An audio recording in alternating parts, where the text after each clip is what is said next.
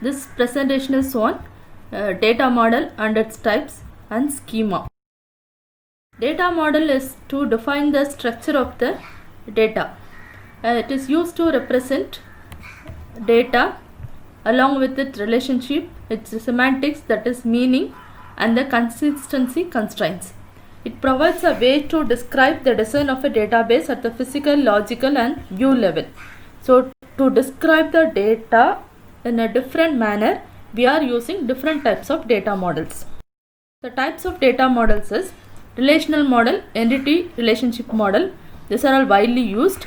Now we are using object based model and semi-structured model. We will see semi-structured model in 5th unit, and already we had used network data model and hierarchical data model. This is not exist now, but we have to know what is it here. Relational data model, it's a widely used model, and SQL query language is used to retrieve information from the relational model. Relational model is represented as a table.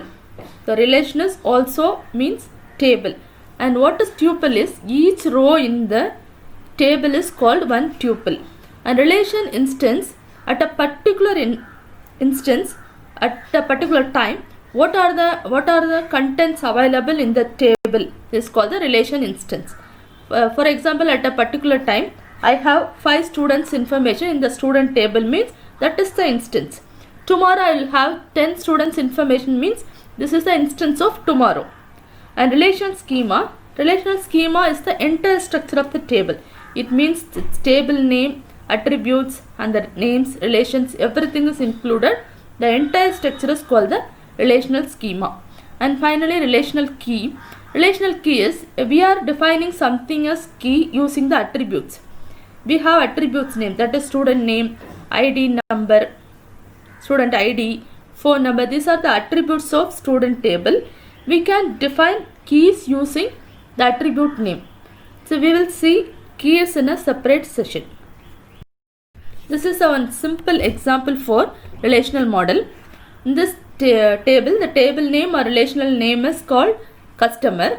Here we have 3 attributes: customer ID, customer name, and status, and we have 3 rows. So already I said row means tuple. So 3 tuple we have, and column is also called attributes. 3 columns: customer ID, customer name, and status we have. Total number of row is called cardinality, and total number of called as degree of the table.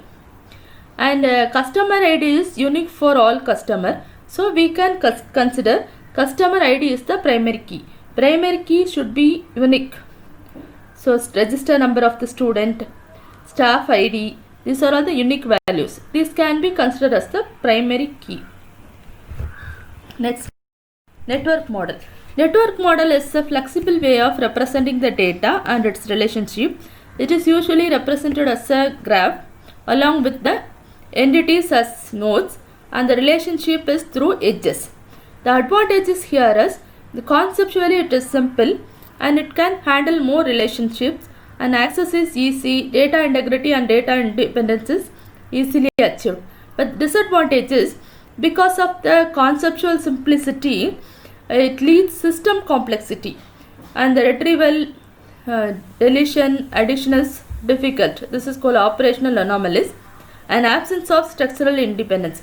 Even though it is shows conceptually simple, but structurally one is dependent on another, so it is structurally dependent. So structural independence is not possible in network model. This is one simple example for network model. Here we have left side and right side table. In left side, first value is name of the customer, second is street, third is city. The right side, first one is account number, second one is the account balance. Hayes has one account, A102. Johnson has 2 accounts, A101 and A201. So this is how we are representing network model in a simplest way. Next is hierarchical data model. Hierarchical data model, the name itself indicates it's a hierarchical structure, tree-like structure. A parent is in the top, a child, again child is to next level. Likewise, we organize the data in a tree structure. The advantage is User can retrieve data quickly due to the explicit links. We can know who is the parent, who is the child, where it is resides. These are all easily understand. The model allows easy addition and deletion of new information. The referential integrity is followed. I'll tell you what is referential integrity in dealing with foreign key. Disadvantages: it cannot support complex relationship because only we have to follow the tree structure, parent-child relationship. So reverse relation or more than one connection is not possible, and it also leads to redundancy. If we want to add any new entity, any new value that is not related to existing parent or child, it is difficult to add. It means it should be either related to the parent or child. Otherwise, it is difficult to add new values to the existing table or model. This is an example for hierarchical model. So animal has child, fish and mammals. Mammals is again divided into dog and cat. Similarly, fish is categorized. So this is the hierarchy we are following. Next is object oriented data model. Already if you are familiar with the object oriented concept like object, class, attribute, method, means same thing is followed here. Object represents any real world entity. Attribute and method is the property of object is called attribute. So suppose we are taking the same example, if we consider student as an object, the attributes are student name, student ID, age. These are the attributes of student. And what is method is, what are the functions we are used to access the data. Well, normally the methods related with student databases, getting average, calculate average, grade. These are all some methods related with the student database. And the class is similar attributes and methods are grouped together using a class. If you are compact everything, attribute, method in a single unit, that is called class. Then object can be called as an instance of the class. Next is inheritance. Inheritance is the property of OOPS. Suppose we have already one class.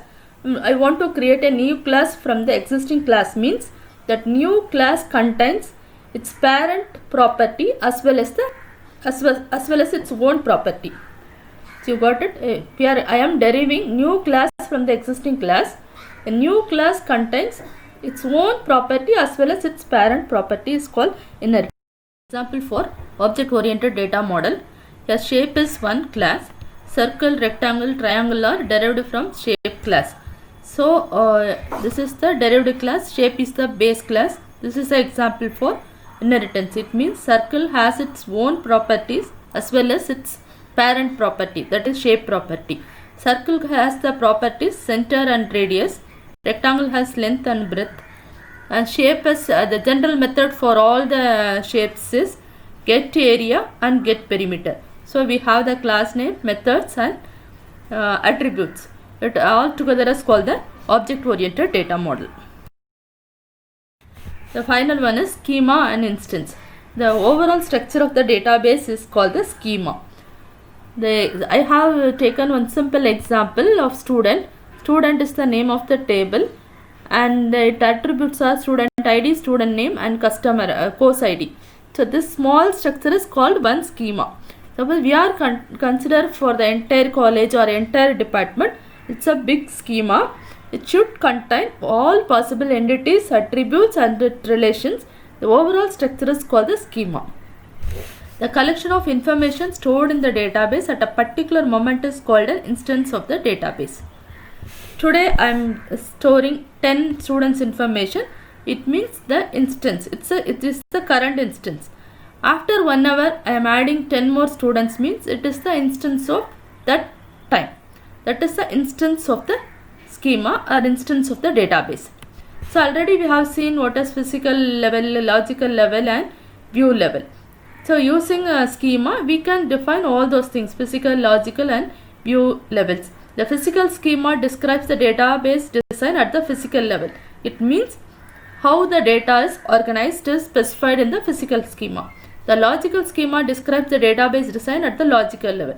It means how the data, what are the data along with it relationship is specified in logical schema.